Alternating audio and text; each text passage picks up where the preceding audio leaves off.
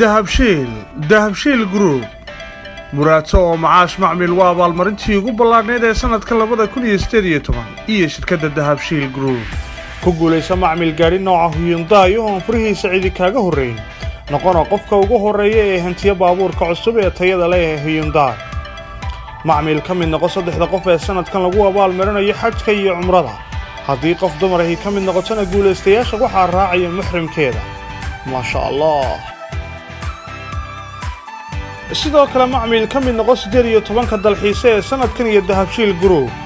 iyadoo macmil lagu dalxiis geyn doono goobaha taariikhiga iyo xeebaha dalkeena ay ka mid yihiin xeebta Ceel Sheekh xeebta Bulaxaar xeebta dalxiiska damaashaadka ee Bettelaale Berbera عليه dalxiis iyo dalbarashada Somtal baa sanadkan kuula diyaara ee hamogaanin macmil ku dalbaro oo ku dalxiis doon jasiiradda Sacaadadiin sidoo kale waxa lagu dalxiis geynayaa buuraha quruxda leh ee Sheekh iyo Daalo iyo goobaha qadiimka ee ku yaala Laskeel iyo biyo kulule haddaba guulaystayaashu waa macmil inaad ka mid tahay macaamiisha ku xiran shirkadda Dahabshiil Group waa inaad isticmaashaa adeegyada kala duwan ee shirkadda Dahabshiil Group sida simikaarka Somtal adigoo si joogto ah ugu isticmaalaya ku shubashada hadalka